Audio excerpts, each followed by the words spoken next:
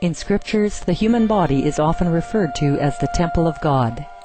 Yet, it is quite an uncommon privilege for any soul to attain this sacred abode that houses the divine, as it is truly a blessing to be reborn as a human being. On several occasions, Supreme Master Ching Hai has spoken about the rarity of this phenomenon.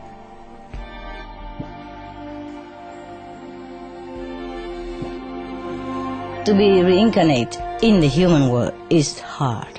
You have to have enough human quality. You have to have affinity with the parents, yeah, and with the society, with the people around which you were born. And very difficult.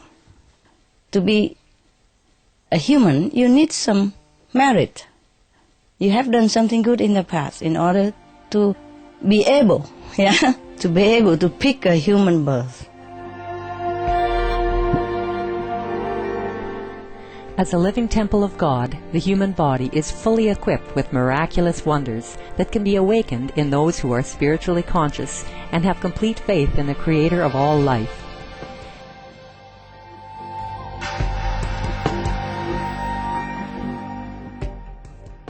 Inedia, Latin for fasting, is the human ability to live without food.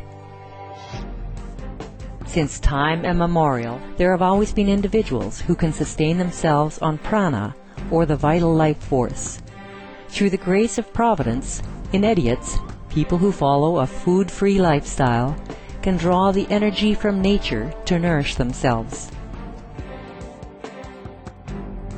They live on the chi, from the ground, or from the forest, and from the sun and from the air.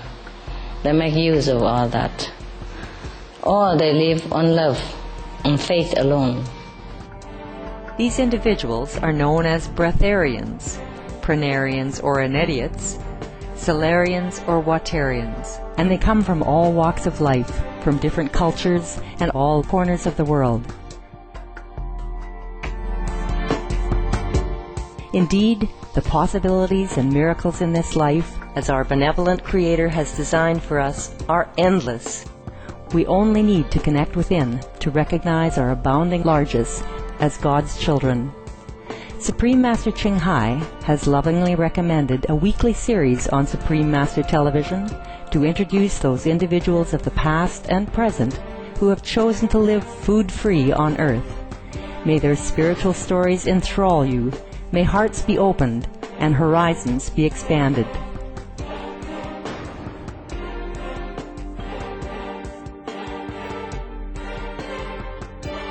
We now invite you to join us for part 1 of our 4-part program entitled Elitom Ben Yisrael, Breatharianism for a Working Person, on Between Master and Disciples.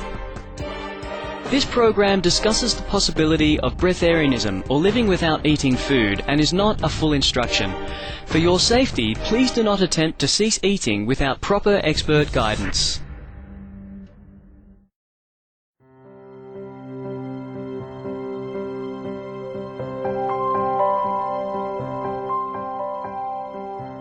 Hello, enlightened viewers. Thank you for joining us as we return once again to Ohio, USA to speak with Elitom Ben Yisrael, who will give us a little more insight into the first days of his lifestyle as a breatharian. On our last episode, Elitom shared with our Supreme Master television correspondent a new phrase which he had coined when talking about breatharianism. I'm going to change it to food alchemy so people can have a better understanding what we're talking about. This is a science, so you're actually dealing with the alchemy of foods. Now we're at a level where food alchemy have upgraded itself, where people understand that they can live a full life without never touching meat nor touching an animal byproduct. Food alchemy does not end there, just like technology and science, so that's why we want people to understand that this is a science. It has also upgraded itself again, that people are just living off of fruit, and people are going on to the levels of living off of prana, but it's still on the basis of food alchemy, because the bottom line, the reason why people eat is because you're looking for energy. And the body can run off of other sources of energy, and this is why we named it food alchemy. Elitom also discussed his experiences when he first started the 21-day process to transition to becoming food-free. Yes, I wish I could have went to a retreat. But like I said, having a job, got to keep a roof over your head and stuff like this. How am I going to go into this doing these everyday things that this society requires for you to be into it? So I had to think of a new way, and it took deep thought. So that's when I started creating another level to making diet changes. You know, I went from the veganism to the live and raw foods to the juicing, taking those levels, still doing my duties and work. And even on those levels, there's healing crises. There's times where you be tired, just still eating, going to those levels till the body get used to it. But when I seen when the body started getting used to it, that it can't keep going, then you just go further and further and further. What did you do when you were hungry during this 21-day process? How did you deal with it?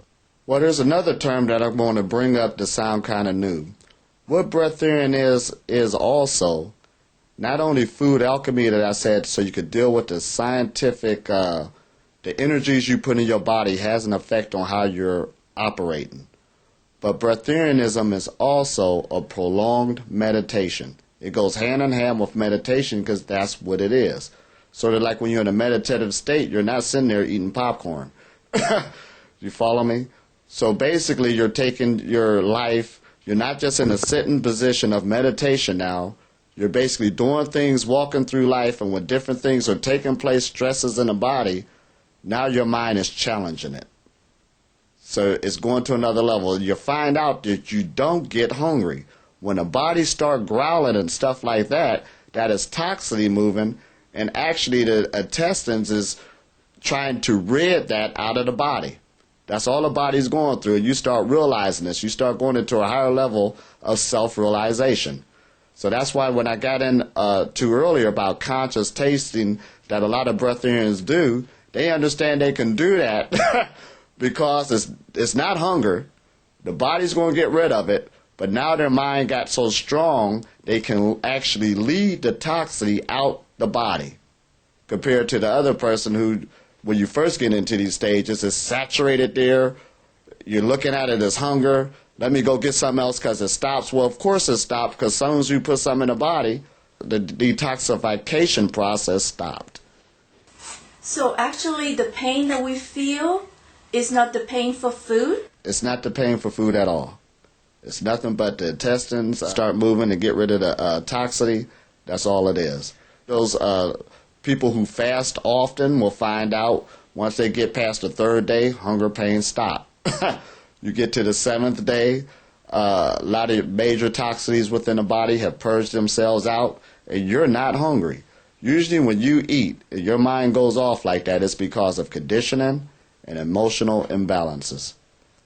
Is that the same with drinking, absorbing liquid? Yes, because the liquids, the more toxicity you have in your body, the more you should drink. Of course, drinking water will help detoxify the body, or the juice fast and stuff like that. That's what it's doing. The liquid is just another, sort of like what I talked about last time about the apple. It's nothing but molecules put together. But the thickness of the apple, the molecules are just moving a lot more slowly. When you get the apple juice, it's the same molecules, but the behavior of the atoms changed, and the molecules are just moving a lot faster. That's what made the solid into a liquid. So we get into breatharianism, there is a vibration of an apple that you cannot see. And they have machines now, like the harmonic translator is one of them. That is a machine where you can put your finger, put your hair into it. It'll tell you everything that's going on with the body. And they do have now, when you research the harmonic translators, you can give a person a herb through an email because it's nothing more than a vibration. And they also have drugs and everything else.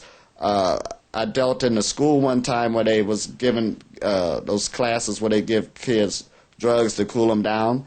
They went from the medication and the pill, and now they're giving it the lights. So we're already on a level of vibration. The thought can start feeding the body if a person allows it to and start paying more conscious attention. He also addressed an important level that has a significant impact on a person who is going through the initial stages of becoming food-free. There's a level you get to when you understand that the body can live off of more prana, and it's called conscious tasting. Now, I want to bring this in. When you get to a certain level, you can start setting perimeters for your life. Because all of our lives is nothing but a tapestry, a weave of thought processes. That's what creates the totality of your life. And that goes to the spouse you have, to the things you're eating, to the things you're not eating, to the clothes you wear. This is all your thought process. When a breatharian did was, they just gained more domination of their life. Instead of letting somebody else guide it, now you're weaving your tapestry of life. Now, dealing with conscious tasting. Say, for instance, you with a friend. A breatharian will go and probably have tea with them at the cafe.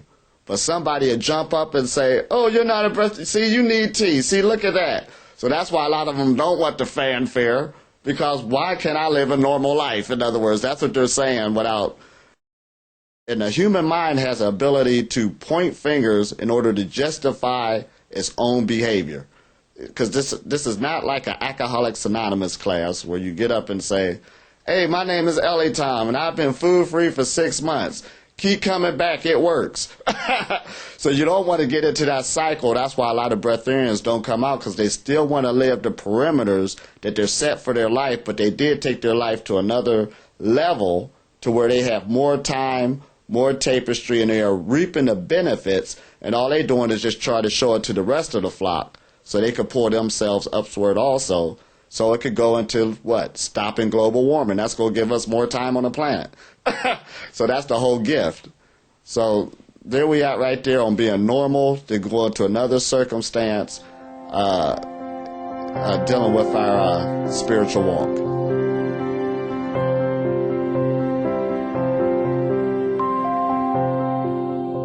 Joyous viewers, join us again next Sunday when we continue with Part 3 of Elitom Ben Yisrael, Breatharianism for a Working Person, on Between Master and Disciples.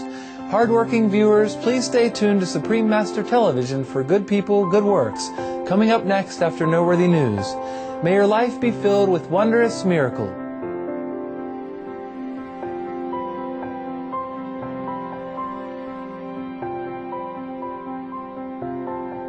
For more details, please visit www.suprememastertv.com/BMD.